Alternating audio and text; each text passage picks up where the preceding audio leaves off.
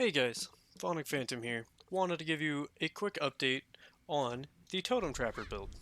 I've gone over a lot of changes recently and wanted to make sure that I had updated everybody on the changes that I had made, what I had found effective, what I didn't find effective through testing and changing and tweaking.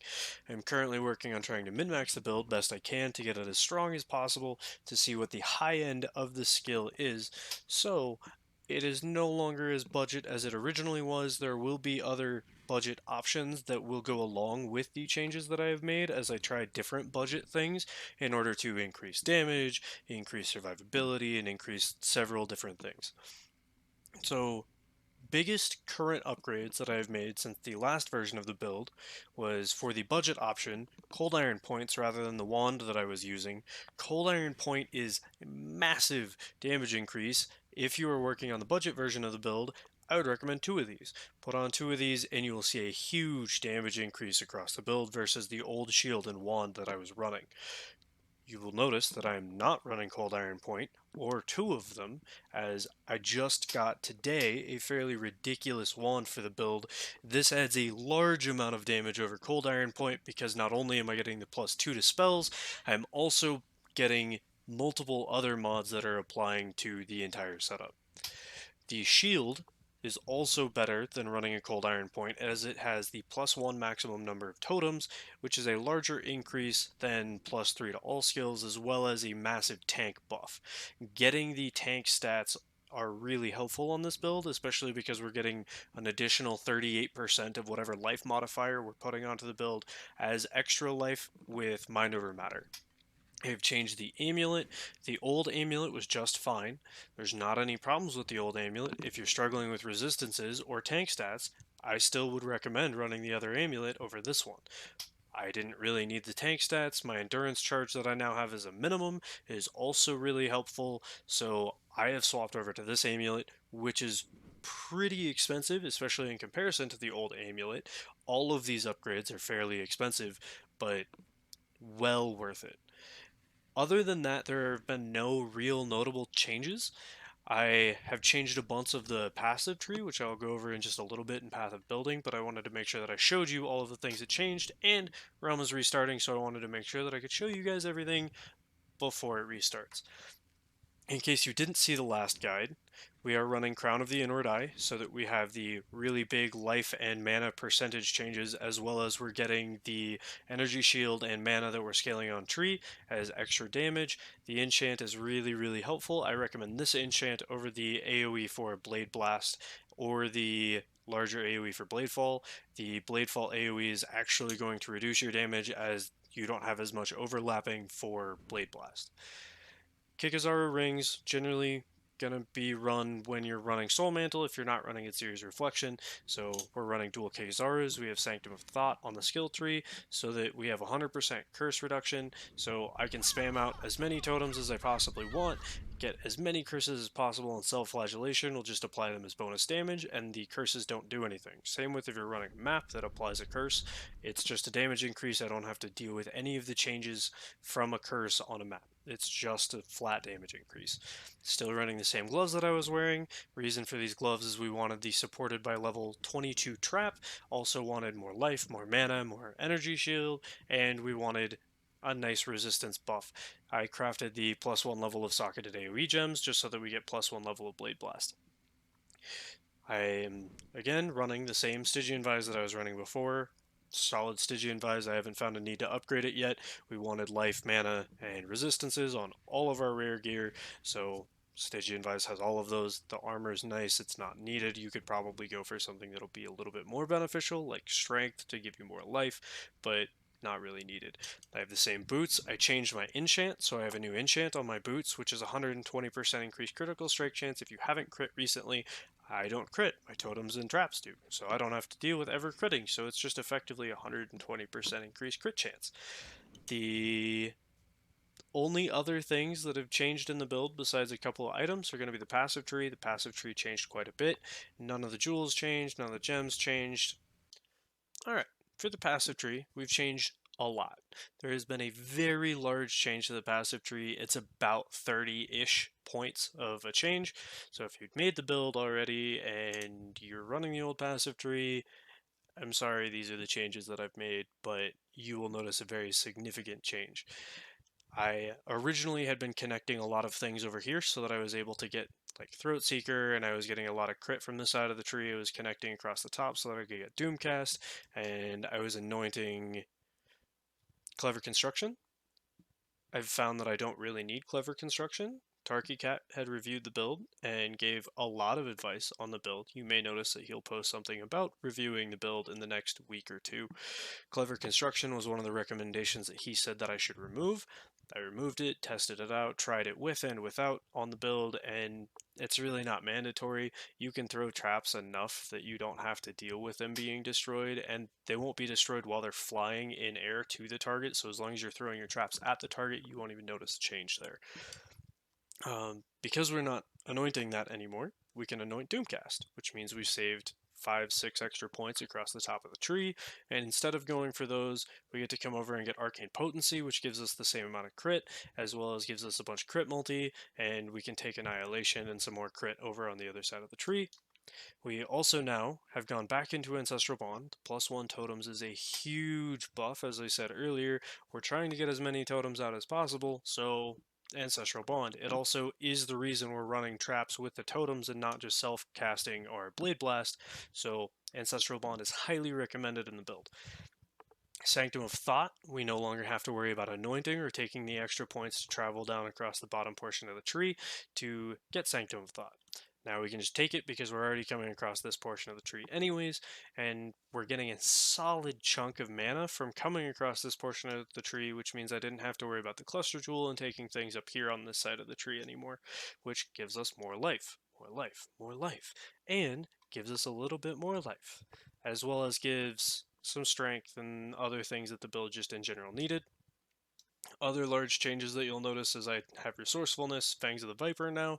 This was so that I could get more life, and if you were to take 2 points in the Scion Life Wheel versus taking the 2 points to get Evasion, Energy Shield, Life, and Resistances, as well as Resourcefulness, you'll have about a 50 health effective change. So Resourcefulness is over finishing more of the Scion Life Wheel. I would recommend this over the Scion Life Wheel, plus you're getting the life regen per second, which is just a nice quality of life, and the evasion rating feels really good. Fangs of the Viper helps us solve our dex problems, gives us 20% increased Fizz damage for both Bladefall and Bladeblast, on top of 5% movement speed, just feels really good. No longer do I need the dex for my amulet, so I could go with whatever amulet I wanted. I still have one that gives dex just because, but you don't need it because you're getting all of it from this side of the tree now, which helps immensely when you're trying to gear the character, as well as when you're trying to level the character on more of a budget gear. A lot of our health that we're getting effectively is coming from Mind Over Matter. The large amount of how tanky we are is being Mind Over Matter on top of having the Hierophant Ascendancy. We get 38% damage taken as mana before life.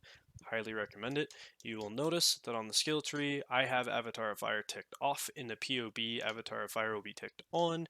If you want to look at the damage of the build, which currently is sitting just over 7 million per second because we have so many volleys, keep in mind, we're volleying 6 times and we have 7 totems for every time we cast. Avatar of Fire will remove the damage values because you're effectively dealing no damage with Brutality and Avatar of Fire. We don't actually have Avatar of Fire because this is where our Doriani's Glorious Vanity Jewel is being socketed now, rather than originally having taken it down here and taking Pain Attunement over this socket so that we got our Corruption. This, having the Corruption on it, gives us percentage of our maximum health as Energy Shield, which is really, really helpful. It gives you the majority of the energy shield that you have on the build. You will notice about a 2k difference in energy shield. We're not scaling a whole lot of energy shield on the tree. We're scaling more life on the tree. So this was a very large change for me. We get all of the damage nodes from up here in the form of mana. Because we have Crown of the Inward Eye, we get 30% of our mana as additional damage for the build, so getting things like Prodigal Perfection is really helpful for the build because we're going to be able to stack all of our mana as damage twice. Once with Crown of the Inward Eye, and the other time so that we have 4,000 effective mana, or 4,000 mana total, so that grants us 40% increased spell damage. We don't have a ton of increased damage on the tree. Most of it that we are getting is Self-Flagellation, Prodigal Perfection, and the remainder of it we're scaling into crit. So you don't really have to worry a whole lot about damage. It makes the build a little lame to level up. I would recommend leveling with something like Arc Totems over leveling with Bladefall, Bladeblast, because your damage will be fairly lacking with Bladefall, especially when it's on lower levels. When you hit around level 49 is when I would recommend swapping over. If you are leveling with Bladefall, you will notice it is a very, very, very slow leveling process, as I did, but as soon as you hit level 49, you have a massive amount of damage so long as you have Self-Flagellation on. And dual Kikazarus, that's why you're going to prioritize getting Sanctum of Thought as quickly as physically possible. Other than that, there's nothing terribly exciting. Shaman's Dominion's kind of exciting. It's fun. It gives us a lot of crit. We're casting Totem so that we're cursing ourselves as frequently as possible. So having Shaman's Dominion is a huge damage boost to the build. Other than that, it's crit, it's life, it's mana. It doesn't want to take a whole lot of increased area of effect. Yes, it does increase the area of effect of Blade Blast, but it also increases the area of effect that the blades will be left in the ground from Bladefall. So I don't recommend taking any area of effect on the tree. We also don't really need the increased damage. We're just looking to get survivability because the purpose of this build is to be a jack of all trades. We can do any content in the game. We don't have a whole lot of a problem doing any content in the game, and it can successfully do anything you try to put this build through, and it will do it at a good level. It won't do anything better than everyone else, but it will do everything well. I haven't found anything other than Fizz Reflect maps being a little annoying, and no life and regen on map mods that you really just can't do. You need the mana regen. Otherwise, you would have to run a mana flask. If you can't get your mana flask up in time, it's going to hurt a lot. If you can't regen your energy shield, you're going to be losing even more mana as you're taking life damage, and then you're going to be spamming your life flask and your mana flask. I'm sure it's doable. I personally have opted out of even trying to do the majority of the maps that roll any reduction to my regen or no regen. Fizz Reflect is really obnoxious. Your totems die in the first volley, so you have to cast your totems nonstop rather than being able to throw traps. Pretty obnoxious, but is doable. You can do all map mods. I don't recommend doing all map mods. Since we aren't casting anything, we don't take reflect damage, so it's not going to be a massive problem. Like if you have the map, you can run the map, but I don't personally because I don't recommend it, and it's painful. It's a very slow trudging process to get through any of them. Other than that, pretty straightforward passive tree.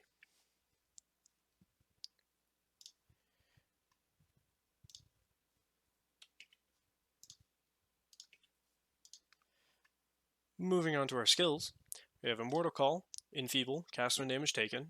Just a generic cast when damage taken setup so that we're a little bit tankier. Also gives us a nice debuff on things around us so that they're getting hit with Enfeeble, so we're taking less damage from them. Shield Charge 4 to 5 faster attacks. I was running Whirling Blades while I was running the Cold Iron points. Now that I'm back onto a wand, we're back to Shield Charge.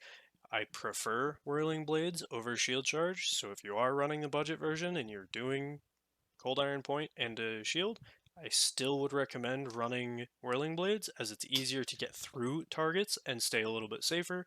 Shield Charge is still an option if you like Shield Charge over Whirling Blades. I personally do, but up to you. Smoke Mine, Culling Strike, Stormbrand, Power Charge on Crit is going to be our generic setup power charges on the build. It's a little obnoxious that whenever you generate your power charges, you don't get the 120% bonus from your boots, but the power charges are better than 120% crit for the build, so I try to keep my power charges up against bosses primarily. Other than that, you really don't need the added damage, so I just roll with the boot enchantment.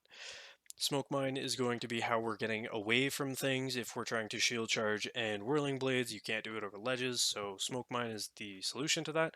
Also, because we have the Saboteur Ascendancy, Smoke Mine is another way to get away from things and regen life because you don't have to drop your traps to regen life if you were throwing your Smoke Mines. For auras, I'm running Clarity, Discipline, and Precision. I am actually running Discipline. I don't know why it wasn't ticked. Enlighten just helps us so that we don't have as much mana reserved, so for Mind Over Matter we have a little bit of an easier time. If you don't have enough unreserved mana, I recommend dropping Precision first, and then dropping Clarity, and then dropping Discipline. I really like having Discipline, so if you don't have enough mana, it's probably what I would use first myself. For Bladeblast, you'll remember that they were in our gloves, so they're getting level 22 Trap, they're getting level 18 Blind, on top of Control Destruction, Brutality, Trap, and Mind damage. Brutality, we aren't scaling any LE damage, we aren't converting Fizz to LE damage, which is one of the big things that a lot of Bladefall players are doing, but the majority of them are self-casting Bladefall and Bladeblast. We are not. I recommend Brutality personally. It feels really good. We're scaling plus to Fizz anyways, so we're getting Fizz spell gems bonuses to Brutality as well, not just the bonuses that we're getting to spell gems. So we're getting a lot of extra levels onto Brutality as well as Bladeblast. Bladefall is a very similar setup. We're running Empower on Bladefall. Empower is really helpful. We like plus levels a lot onto Bladefall. It scales really well with plus levels. That's why we've prioritized it so hard on gear. Awaken Control Destruction isn't mandatory. If you're going for the budget build, I would recommend just doing Control Destruction. It's only about a 5 or 6% damage increase. So if you don't have it, you don't have to use it. If you have it, it's a 5 or 6% damage increase. Multi-totems is fairly obvious. We want more totems. We want to cast more totems quickly. So this is helping us curse ourselves. Rather than one curse per time we cast, we're getting 2 times. And we're also getting the +2 max totems, which brings us from 5 to 7. Highly recommend multi-totem. It's fairly straightforward on pretty much every totem build. Conk Effect decreases our AoE, which means that our blades are all being left in a smaller vicinity, therefore helping us to overlap Blade Blast against bosses and gives us more percentage damage, which is really helpful because we aren't scaling a whole lot of more damage. We are scaling a decent bit of increased damage, so having the more damage is really beneficial to the build. Awaken Brutality, you don't need to use the Awaken form. It's like a 5% damage increase tops. We don't get any benefit from having the -8% to total physical damage reduction against hits because we are not hitting, our totems and traps are hitting, so that effectively does nothing for the build. So you don't have to run Awaken Brutality, but if you have it, you can. It's still another 5% damage increase to push your build a little bit further. Other than that, it's pretty much the build. There's nothing else that has changed. There's nothing new in terms of skills. I haven't really changed anything other than shield charge. So highly recommend the build. It's killing everything in the game. It's doing really well. I will be posting a video at the end of me clearing a T16 promenade map with pretty high rolls of everything on it. It's like 136% increased item quantity. It's a pretty intimidating map. Clear the whole map. I think I missed the map boss at the end of it and have to go back and finish killing it, but I hadn't been spamming a whole lot of traps out. I generally just run around and drop totems and traps whenever I feel like I want the blind until bosses. When I get to bosses, I want the extra damage from having the traps out. Highly recommend the build. If you're looking for something that can do all content, can clear everything, is fairly cheap to gear because it's not a meta build. There's very, very, very few, if any, other than myself, playing this build. Makes it really cheap to play, makes it really cheap to build, makes it really fun because it's not something that you're going to run into a group with and see 5 people playing the same build, which is something that I personally enjoy, having something a little bit more unique. And then when people come to trade me and I'm spamming traps and totems at them, they're generally fairly inquisitive as to what I'm doing because most people aren't accustomed to seeing builds that are throwing traps and totems. I love the build. Everything that I've played this league, other than this, just makes me want to come back and play more of this build. Can't express enough how much I enjoy playing this build, as well as having the nice buffer of I'm not the best player in the world, so being really tanky and still dealing a lot of damage is fantastic.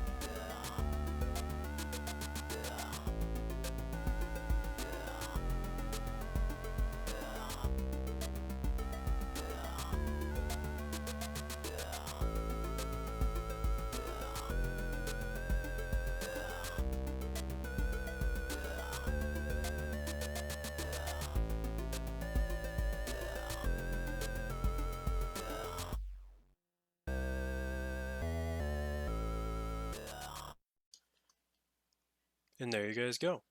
That was a map, cleared with totems and traps. Because sticks and traps can clear all maps. They can clear all content in the game. It does a lot of damage. It's really tanky.